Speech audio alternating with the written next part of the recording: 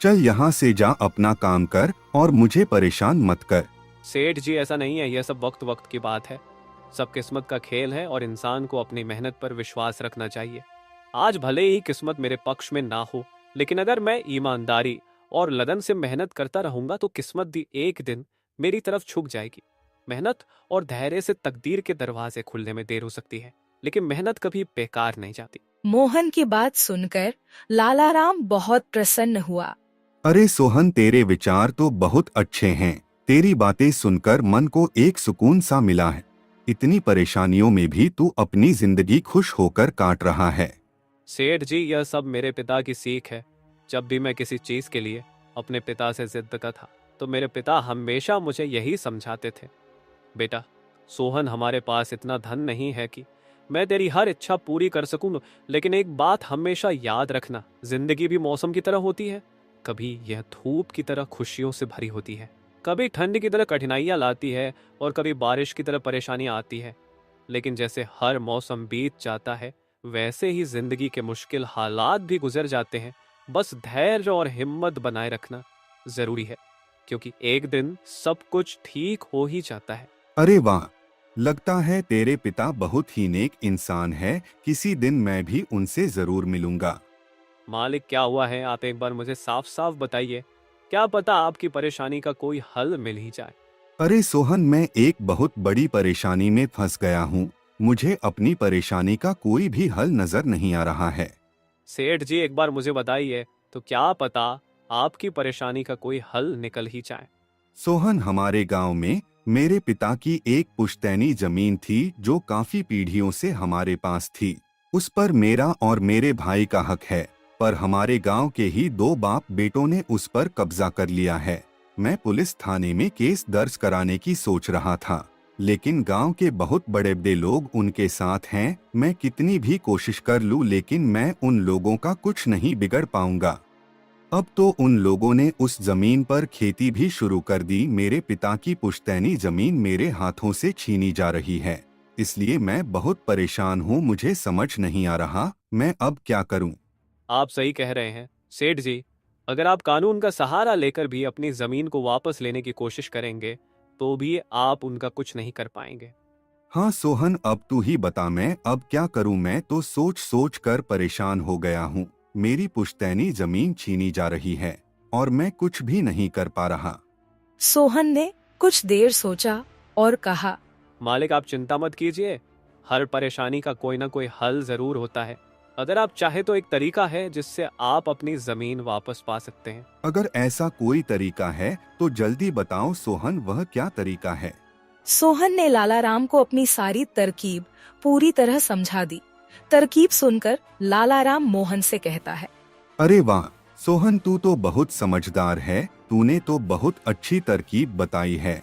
ऐसे तो मेरी जमीन मुझे जरूर मिल जाएगी। मैं तुझसे वादा करता हूँ, अगर तेरी यह योजना सफल हुई तो मैं अपनी जमीन का एक हिस्सा तेरे नाम कर दूंगा। अरे मालिक, आप ऐसा क्यों कह रहे हैं? आप मेरे मालिक हैं। आपकी वजह से मुझे अपने घर के लिए 2 वक्त का खाना मिल जाता है। आपकी मदद करना तो मेरा फर्ज है। मुझे आपकी जमीन नहीं चाहिए, ठीक है? सोहन, तुम बहुत नेक इंसान हो। कल से तुम इस काम पर लग जाओ। सोहन फिर से खेत में अपने काम पर लग जाता है। अगले दिन सोहन जदत और विनोद नाम के उन बाप बेटों के पास पहुंच जाता है जिन्होंने लालाराम की जमीन पर कब्जा कर रखा था। नमस्कार सेठ जी, मैं यहाँ से गुजर रहा था तो पास के लोगों ने बताया कि आपके यहाँ काम के लिए मजदूर की जरूरत है। क्या आपके यहाँ मुझे भी कोई काम मिल सकता है? अरे अरे, कौन हो तुम? तुमसे किसने कह दिया कि यहाँ मजदूर की जरूरत है? यहाँ किसी मजदूर की जरूरत नहीं है। सेठ जी, मैं एक मजदूर हूँ, पास ही के गांव में रहता हूँ, काम की तलाश में इधर उधर भटक रहा हूँ। हर दिन कहीं ना कहीं काम मिल जाता है, बस उसी काम को करके अपना पेट पालता हूँ। कभी खेती कर लेता हूँ तो कभी कोई मजदूरी। यह तो ठीक है, पर हमारे यहाँ फिलहाल कोई काम नहीं है। सेठ जी, मैंने तो सुना है कि आप लोग इस गांव के सबसे बड़े जमींदार हैं। आपके पास बहुत सारी जमीन है, इसलिए आपके यहाँ हमेशा मजदूरों की जरूरत रहती है। इसलिए मुझे लगा कि यहाँ मुझे कोई ना कोई काम जरूर मिल जाएगा।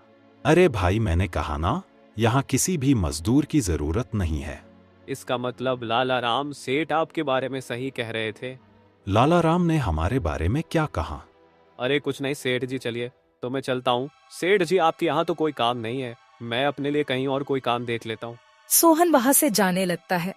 तभी जगत विनोद ने सोहन को रोककर यह पता लगाने के लिए बोलता है कि लालाराम ने सोहन को उन लोगों के बारे में क्या बताया है।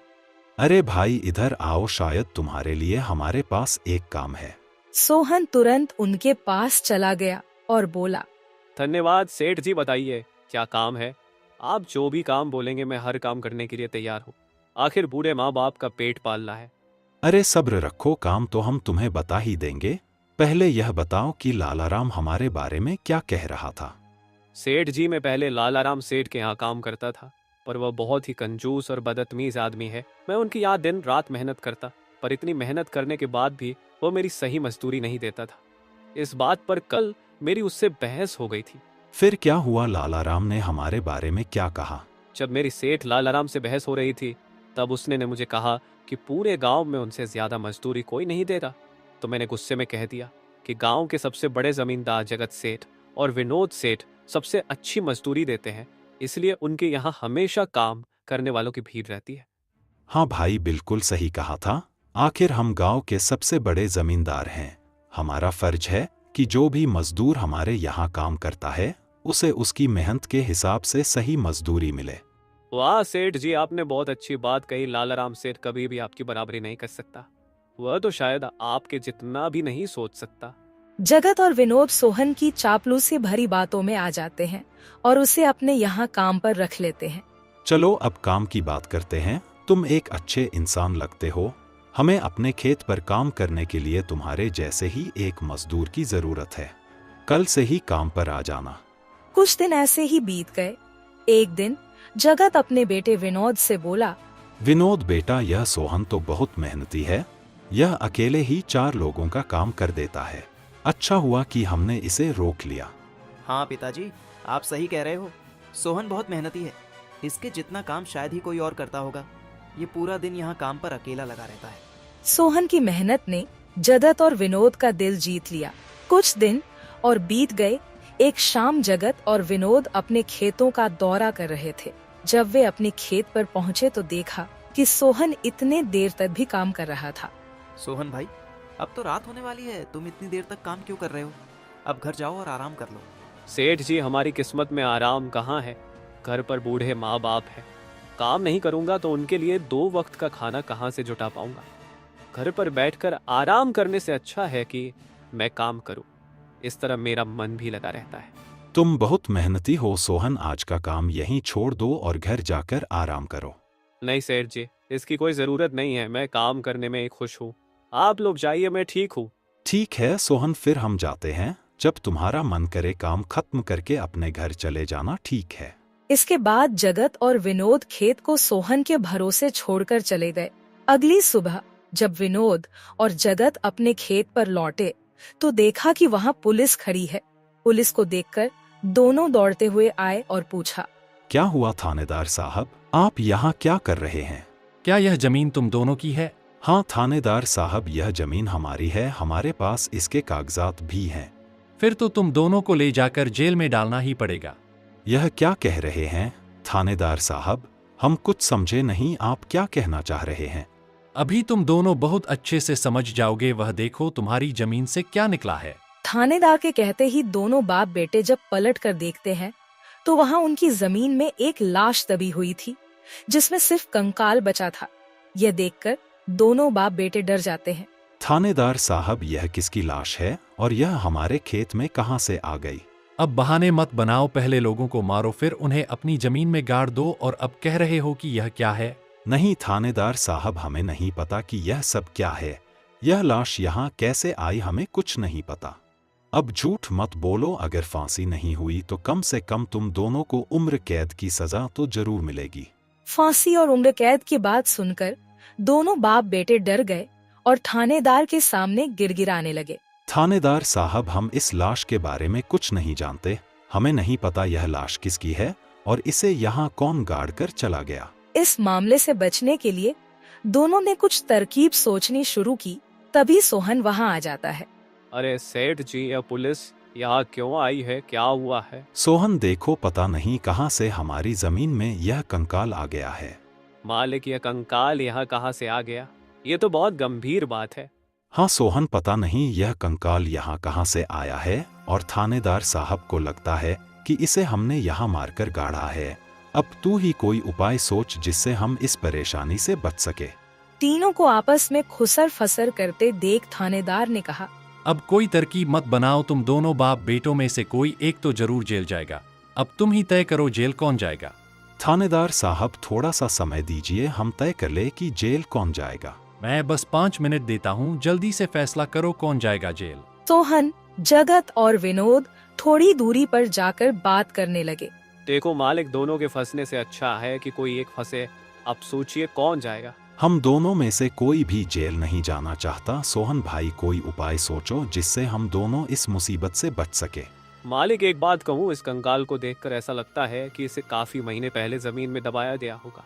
जगत फांसी की बात सुनकर पहले ही डर गया था और सोहन की बात सुनते ही उसने फटाफट पूरी कहानी सोहन को बता दी। देखो सोहन भाई, सच कहूँ तो यह जमीन हमने कुछ महीने पहले ही लालाराम से हड़प ली थी। विनोद की बात सुनकर मोहन ऐसा दिखाने लगा जैसे उसे कुछ पता ही ना हो। क्या क्या कहा मालिक आपने? ये जमीन हड़पी थी, मुझे कुछ समझ नहीं आ रहा, जरा साफ साफ बताइए। जगत ने जमीन हड़पने की पूरी कहानी सोहन को बताई। पूरी कहानी सुनने के बाद सोहन ने कहा, मालिक, मेरे पास एक तरकीब है जिससे सांप भी मर जाएगा और लाठी भी नहीं टूटेगी। जल्दी बताओ सोहन भाई, क्या तरकीब है? तरकीब बताने से पहले मुझे यह बताइए कि आप लोगों के लिए क्या ज्यादा जरूरी है, यह जमीन या आप दोनों की जान? सोहन, इसमें पूछने वाली कौन सी बात है? हमारे लिए जमीन से ज्यादा हमारी जान प्यारी है। तो एक काम कीजिए मालिक, आप सबसे पहले जाकर थाने आर को बताइए कि यह जमीन सेठ लालाराम की है। आप उनसे बोलिए कि हमने तो कुछ महीने पहले ही यह जमीन बस काम करने के लिए उनसे ली थी, बाकी का काम मैं संभाल लूंगा। अरे सोहन, लेकिन इससे तो हमारी जमीन हमसे छिन जाएगी, फिर क्या होगा? नहीं मालिक, शायद आप मेरी तरकीब समझ नहीं पाए। जब आप थानेदार को बताएंगे कि यह जमीन सेठ लालाराम की है तो पुलिस किसे गिरफ्तार करेगी? सेठ लालाराम को। और जब लालाराम जेल चला जाएगा तब आप लोग फिर से जमीन पर कब्जा कर सकते हैं। इससे आप लोग भी जेल जाने से बच जाओगे और जमीन भी आपके ही के पास रहेगी। सोहन की तरकीब सुनकर दोनों बाप बेटे दंग रह गए। वाह सोहन भाई, तुम तो बहुत होशियार हो। आज तक तुमने हमें अपने काम से खुश किया था, अब तुम्हारी बुद्धि हमारी जान भी बचाएगी। इसके बाद तीनों थानेदार के पास गए और मोहन ने जो कुछ कहा था वही बात दोनों बाप बेटे थानेदार से कहने लगे। थानेदार साहब, यह जमीन हमारी नहीं है। हमने कुछ महीने पहले ही काम करने के लिए यह खेत लालाराम सेठ से लिया था। वह जब खुद फंस गए हो तो अब किसी और को फंसाकर अपनी जान बचाना चाहते हो ना? साहब, अगर आपको हमारी बात पर यकीन नहीं हो रहा तो आप सोहन से पूछ लीजिए। वह हमारे साथ बस कुछ दिनों से ही काम कर रहा है। इससे पहले वह सेठ लालाराम के यहाँ काम करता था। बोलो सोहन, यह जमीन किसकी है? थानेदार साहब, यह जमीन सेठ लालाराम की है। जगत सेठ और विनोद सेठ ने तो बस कुछ समय से इस जमीन पर खेती कराना शुरू किया है। सोहन की बात सुनकर थानेदार ने सोहन से कहा, सेठ लालाराम को बुलाने के लिए कहो। सोहन, तुम एक काम करो, जाओ और सेठ लालाराम को बुलाकर लेकर आओ। सोहन तुरंत जाकर सेठ लालाराम को बुला लेता है, परंतु लालाराम अपने साथ गांव के सरपंच को भी अपने साथ ले आता है। यहाँ क्या हो रहा है? यहाँ इतने लोग क्यों जमा है? देखिए सरपंच जी, इन दोनों की जमीन से एक कंकाल निकला है और अब यह लोग कह रहे हैं कि यह जमीन इनकी नहीं है बल्कि सेठ लालाराम की है। थानेदार ने सरपंच जी को पूरी कहानी सुना दी। अपने आप को फंसा देख जगत ने सरपंच से कहा, नहीं सरपंच जी, यह जमीन हमारी नहीं है। हम यहाँ बस कुछ समय से काम कर रहे हैं। आप हमारे मजदूर मोहन से पूछ लीजिए। हाँ थानेदार साहब, यह जमीन सेठ लालाराम की है। मैं कैसे मान लूं कि यह जमीन लालाराम की है? हमारे यहाँ का थानेदार तो कह रहा था कि इस जमीन पर कोई केस चल रहा है और इस जमीन पर तुम्हारा कब्जा था, और अब तुम कह रहे हो कि यह जमीन लालाराम की है। नहीं साहब, हमने लालाराम के साथ धोखा किया था।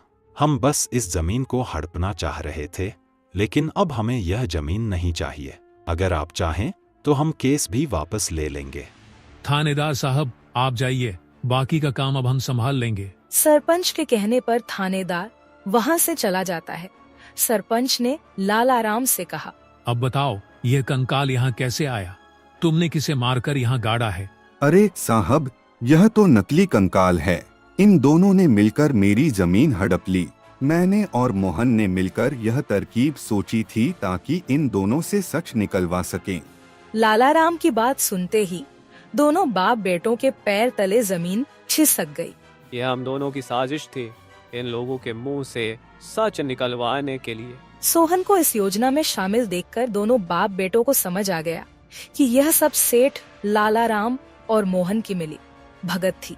दोनों बाप बेटों के पास अपनी गलती मानने के सिवा कोई चारा नहीं था। हमें माफ कर दीजिए सरपंच जी, हम लालच में आ गए थे, हमें माफ कर दीजिए। हम आज के बाद यह गलती कभी नहीं करेंगे और यह जमीन भी सेठ लालाराम को वापस दे देंगे। जगत और विनोद दोनों सरपंच और सेठ लालाराम से माफी मांगने लगे। दोनों को इतना गिड़गिड़ा देख लालाराम ने उन्हें माफ कर दिया। सरपंच ने भी उन्हें जेल नहीं भेजा और सेठ लालाराम ने अपना केस वापस ले लिया। लालाराम के केस वापस लेने के बाद सरपंच जी भी वहां से चले जाते हैं। धन्यवाद सेठ लालाराम जी, आपने हमें माफ कर दिया। आज के बाद हम ऐसी गलती कभी नहीं करेंगे। ठीक है जगत, कोई बात नहीं, मैंने तुम्हें माफ किया। बस याद रखना कि एक जमीन के टुकड़े के लिए तुम अपनों के साथ कभी गलत नहीं करना। बुरे समय में तुम्हारे अपने ही तुम्हारे साथ खड़े होंगे। जमीन का क्या है, कभी मेरी तो कभी तुम्हारी। आखिर में सेठ लालाराम ने सोहन को जमीन का एक हिस्सा दे दिया और उसे जमीन का मालिक बना दिया। सोहन, जैसा कि मैंने वादा किया था, जिस जमीन पर तुम काम